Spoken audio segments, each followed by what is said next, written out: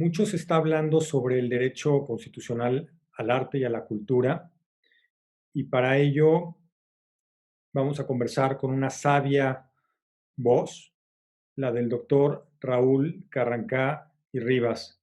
Un privilegio. Bienvenido, doctor Carrancá. Gracias. El privilegio es mío. En primer lugar, y no lo digo por simple cortesía, me parece un verdadero privilegio estar con un hombre de la talla del maestro, del gran pintor Juan Carlos del Valle Torres, que no hay ni que presentarlo, Gracias, doctor. le antecede una fama bien ganada y merecida. Me siento muy honrado de estar aquí, lo tenía que decir, no por simple cortesía, sino por elemental justicia. Tenemos desde el punto de vista constitucional de la Constitución el artículo 3º, que se refiere al tema sustancial de esta entrevista, que dice, sintetizando, porque es muy largo, ha sufrido varias reformas, ha sido sometido a varias reformas, que dicen lo sustancial, que toda persona tiene derecho a la educación. Me detengo aquí un segundo. Derecho. Se planteó un problema. Todo derecho va acompañado de una obligación. En virtud de esta dualidad o bipolaridad, ¿quién tiene la obligación de abastecerme de cultura? Desde luego el Estado, desde luego el gobierno. El tema es de suyo muy extenso para entrar en pormenores y en detalles que en este momento tal vez no sean oportunos. Pues el Estado tiene la obligación. Toda persona, pues, tiene derecho a la educación. Corresponde, dice el artículo 3º constitucional en estos términos, corresponde al Estado la rectoría de la educación, la impartida por este, además de obligatoria, son principios rectores del 3º constitucional, del artículo 3º constitucional. Será universal, inclusiva, pública, gratuita y laica. Continúa dentro de la misma reforma diciendo el artículo 3º, o se dice en el 3º, los planes y programas de estudio tendrán perspectiva de género y una orientación integral, por lo que se incluirá el conocimiento de las artes. Se menciona la palabra arte o se menciona la palabra arte. Se trata de un párrafo adicionado en el Diario Oficial de la Federación en el año de 2019. Garantizada por el artículo 24 de la propia Constitución la libertad de creencias, y esto atañe a la música, la pintura, la literatura, dicha educación de la que estamos hablando, aparte de ser laica, se mantendrá por completo ajeno o ajena a cualquier doctrina religiosa. Me pongo a pensar en el terreno de la pintura.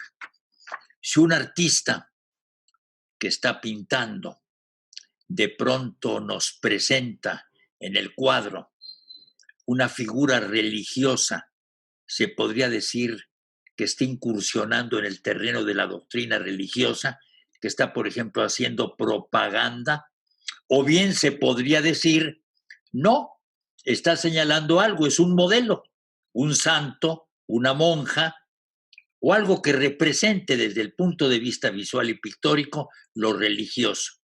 Me pregunto, ¿estaría violando, vulnerando el artículo 3º constitucional? Es muy complejo, porque hay quien pueda decir sí por esto y esto y esto, y hay quien pueda o deba decir no por esto y esto y esto. Es muy delicado. Y añade el artículo 3º, contribuirá la educación a la mejor convivencia humana a fin de fortalecer el aprecio y respeto por la naturaleza y la diversidad cultural. Son ideas que flotan en el ambiente cultural del país y yo me atrevería a decir de la humanidad.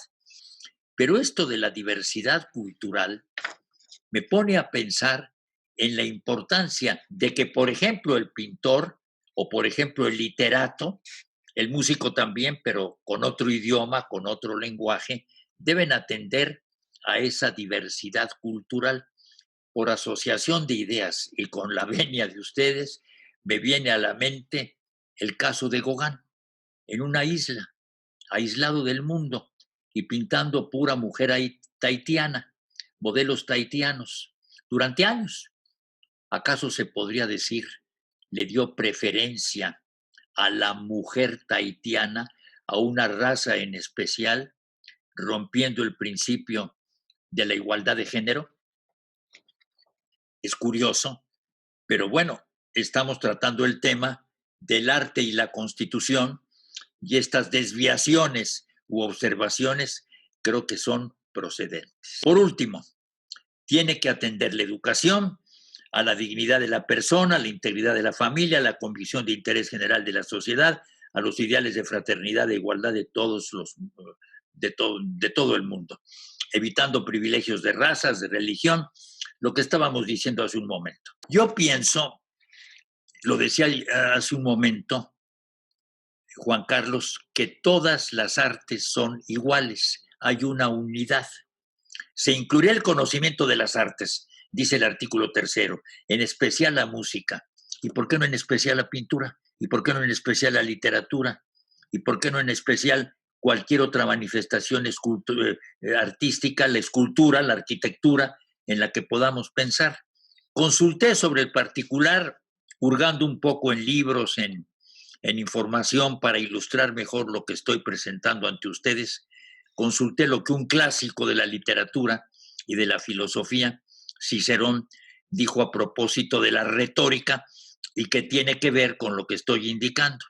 Textualmente, afirmó: todas las artes que miran a lo humano están ligadas entre sí por ciertos lazos de parentesco. Pues yo creo que prácticamente todas las artes miran a lo humano. Vuelvo a desechar o vuelvo a criticar el favoritismo o la predilección por la música, reconociendo la importancia y trascendencia de la música. ¿Y a qué atribuye que le han dado prioridad a la música antes que a todo el arte, a todas las disciplinas artísticas? Yo lo desconozco en detalle. No le he seguido, como se dice, la pista para indagar y llegar a una conclusión correcta sobre el particular.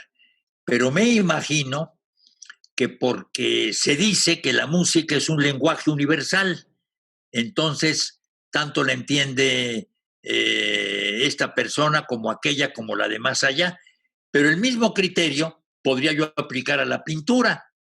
Tal vez en la literatura o con la literatura hay un pequeño tropiezo. Las traducciones, por ejemplo, es un fenómeno pues formal de, ya ves que dicen traductoris traditore, ¿no? Todo el que traduce es traidor, se aleja del texto. Yo creo que esto se hizo por pensar y sentir que es de fácil acceso. Esto lo decía Samuel Ramos en el perfil de México en la cultura. Somos un pueblo que canta, somos un pueblo que baila, pero pues también somos, Juan Carlos, un pueblo que pinta, un pueblo que dibuja. En el momento en el que se acota o se establece legalmente o constitucionalmente algo, entra una serie de limitantes y acotaciones en torno a la creación artística que es completamente libre. Coincido contigo, coincidimos los dos. Una observación, no sé qué piensen ustedes. Se dice, estamos muy bien porque en materia de educación obtuvimos en un concurso internacional el primer sitio en matemáticas. Qué barbaridad, qué honor, qué privilegio. Maravillosas las matemáticas, ni quien lo discuta. Pero también, ¿por qué no se ha fortalecido la idea de un primer lugar, verbigracia, en pintura? O yo me he preguntado, ¿por qué no premiamos a un niño que tenga una noción elemental de la poesía y haya hecho unos versos bellísimos? Estamos en la literatura, etcétera, ¿no? Entonces, coincido con el punto. Hay diversidad, hay libertad. El arte es humana, el arte es para lo humano. El arte está pletórica, llena, plena de humanidad. Consecuentemente, hay una unidad.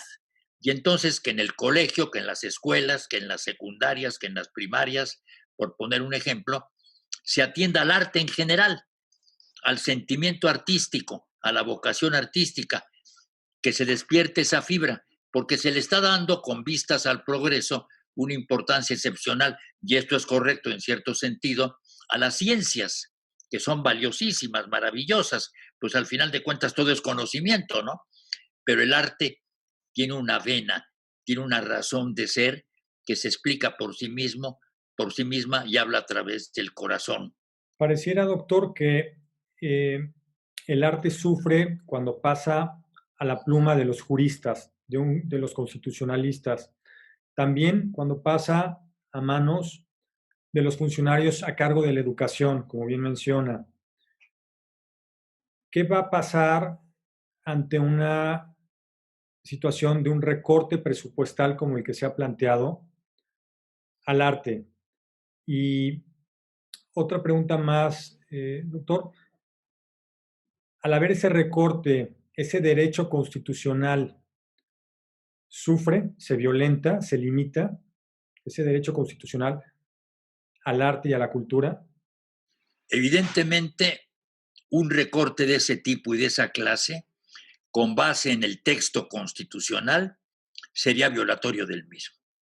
Porque el artículo tercero está pleno de una idea fundamental, la universalidad de la enseñanza. Y la cultura y el arte ocupan allí un sitio privilegiado y lo está reconociendo el propio texto.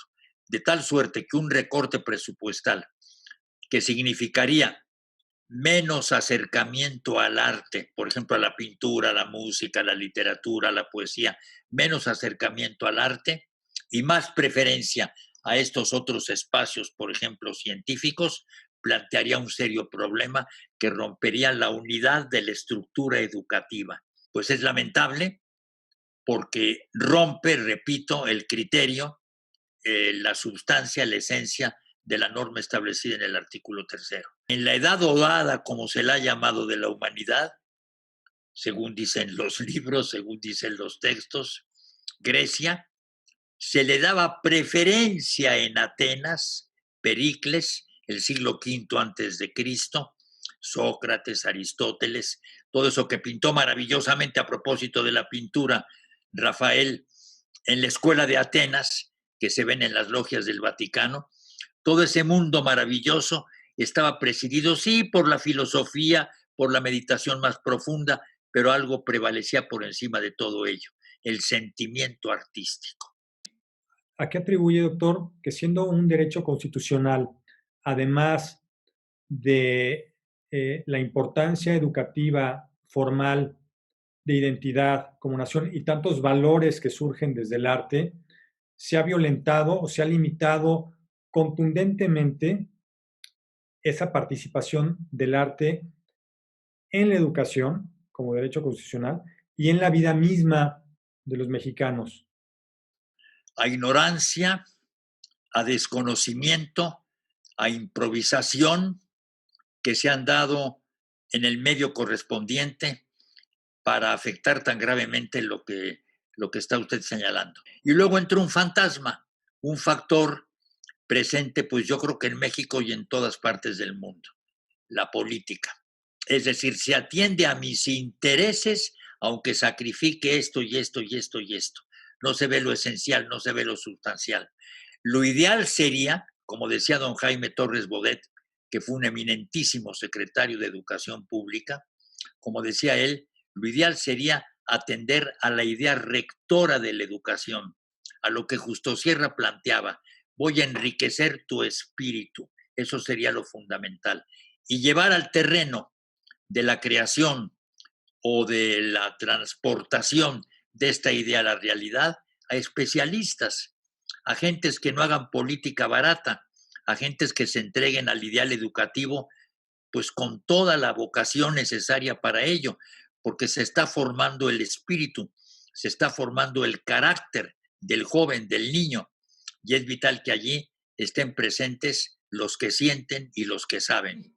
Resumiendo, si ya está consagrado en el tercero constitucional o en el artículo tercero constitucional lo que hemos señalado, no queda más camino que respetarlo. Y cualquier violación, por ejemplo, una reducción presupuestaria, estaría lastimando la esencia del artículo tercero y ameritaría una reacción jurídica de parte de quien se viera o estuviera agraviado por ello. Doctor, y también me llama mucho la atención todo este primer tiempo que nos compartía las reformas y ampliaciones a este artículo son muy recientes. Mencionaba el año 2019. Sí, recientísimas.